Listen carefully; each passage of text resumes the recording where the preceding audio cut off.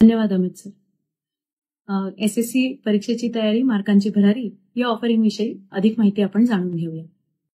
SSC परीक्षेची तयारी, मार्कांची भरारी हे ऑफरिंग इयत्ता 10वीची बोर्डाची परीक्षा देण्यासाठी तयारी करत असलेल्या शाळेतल्या विद्यार्थ्यांसाठी आहे. इतकंच नव्हे तर 9वी मधून 10वीसाठी जाणाऱ्या विद्यार्थ्यांसाठी सुद्धा या ऑफरिंगचा खूप उपयोग होऊ शकेल. आता ह्यात 10वीच्या परीक्षेकरता अत्यंत सोप्या आणि उपयुक्त टिप्स आपण दिलेल्या आहेत. उदाहरणार्थ, उत्तरपत्रिका कशी दिसते, कशी असते, किती पानांची असते आणि ती उत्तरपत्रिका लिहिताना काय काळजी घ्यावी. तसंच परीक्षेच्या वेळाचं प्रत्येक विषयानुसार कसं व्यवस्थापन करावं हे सुद्धा आपण सांगितलं आहे. आणि या ऑफरिंगमध्ये हे सर्व 10 विषय समाविष्ट आहेत, जसं की इंग्रजी, मराठी, हिंदी संपूर्ण, संस्कृत संपूर्ण, विज्ञान आणि तंत्रज्ञान भाग 1 आणि 2, बीजगणित, भूमिती, भूगोल, इतिहास व राज्यशास्त्र. आणि हे विषय मराठी मीडियम आणि इंग्लिश मीडियम या दोन्ही मीडियमसाठी ह्या कोर्समध्ये कव्हर करण्यात आलेले आहेत. हा कोर्स शिकताना विद्यार्थ्यांना तुम्हाला स्क्रीनवर दिसत असतील या विविध गोष्टी शिकता येणार आहेत, जसं की परीक्षेच्या वेळाचं योग्य रीतीने व्यवस्थापन करणं, प्रत्येक विषयाच्या प्रश्नपत्रिकेचं स्वरूप यात उलगडून दाखवलेलं आहे, तसंच प्रत्येक विषयाची उत्तरपत्रिका सोडवण्याची आदर्श पद्धत देखील दाखवलेली आहे. याचाच अर्थ वेगवेगळे भाषा विषय जसं की मराठी, हिंदी, इंग्रजी आणि महत्त्वाचे काही विषय की ज्यात उत्तरपत्रिका कशी लिहावी याविषयी विद्यार्थ्यांमध्ये संभ्रम असतो. उदाहरणार्थ, अल्जेब्रा म्हणजे बीजगणित किंवा जॉमेट्री म्हणजे भूमिती. अशा उत्तरपत्रिकासुद्धा आदर्श पद्धतीने कशा सोडवाव्या हे यात सांगण्यात आलेलं आहे. तसंच विद्यार्थ्यांकडून उत्तरपत्रिका लिहिताना सामान्यतः कोणत्या प्रकारच्या चुका होतात आणि त्या आपल्या विद्यार्थ्यांना कशा टाळता येतील याविषयीसुद्धा या कोर्समध्ये मार्गदर्शन केलेलं आहे. तुम्हाला स्क्रीनवर दिसत असेल या पद्धतीने कोर्समध्ये प्रत्येक विषय हा मांडलेला आहे.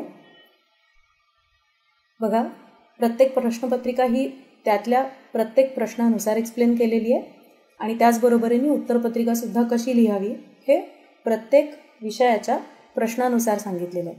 प्रश्नपत्रिका सोडवताना तुम्ही ती तुमच्या सोयीनुसार कोणत्याही क्रमाने सोडवू शकताच आणि त्याची उत्तरं बरोबर असतील तर त्याचे मार्क्ससुद्धा तुम्हाला मिळतील.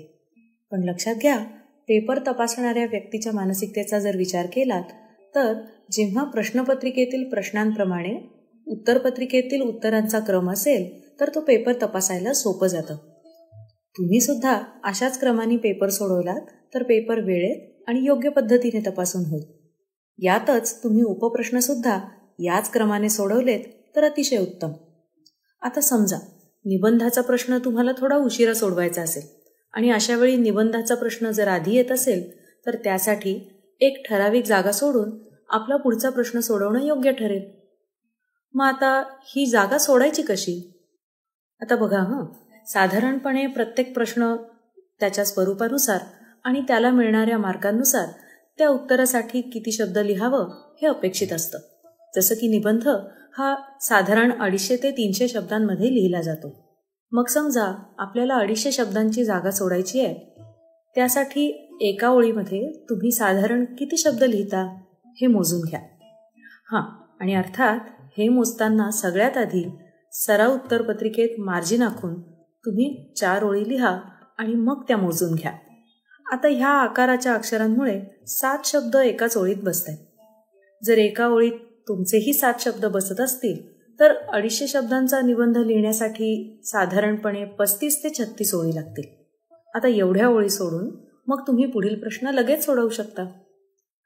आता तुम्ही इथे काही उत्तरपत्रिका बघत असाल ज्यामध्ये प्रत्येक विद्यार्थ्याची लिहिण्याची पद्धत, त्याचं अक्षर हे वेगळं वेगळं आहे आणि त्यामुळे ओळीतील शब्दसंख्यासुद्धा वेगळी आहे.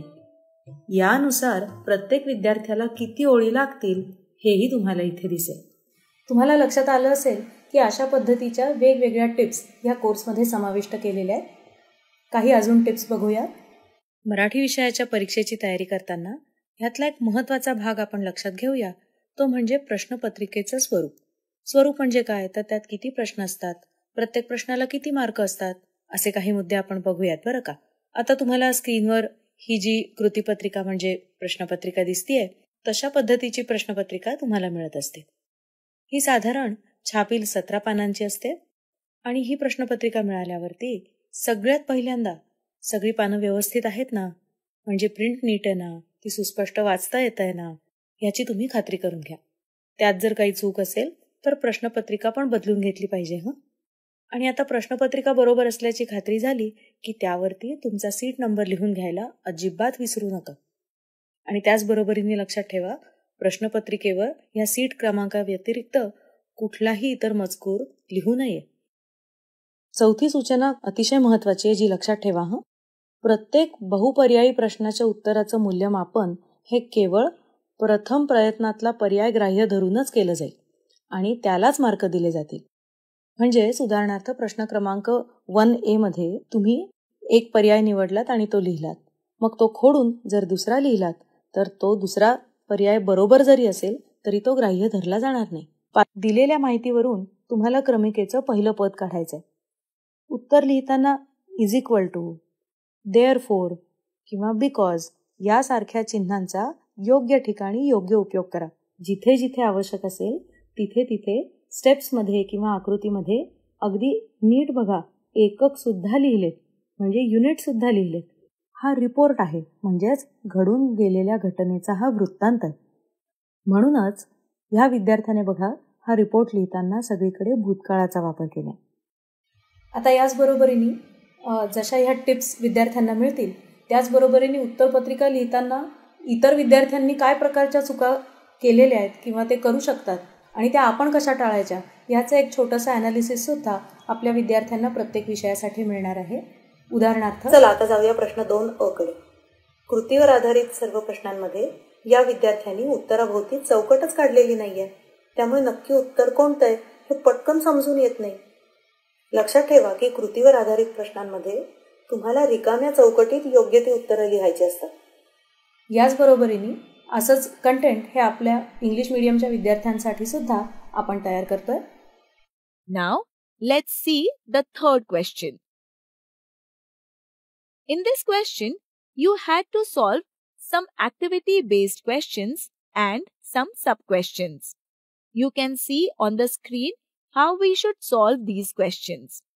The answers to activity-based questions are written in side boxes, as you can see.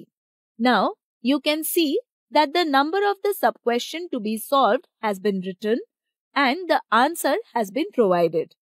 A proper gap is maintained between the two answers, approximately 1 or 2 lines.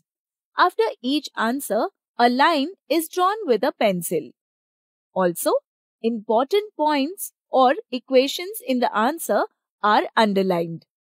Proper symbols such as since and therefore have been used where needed.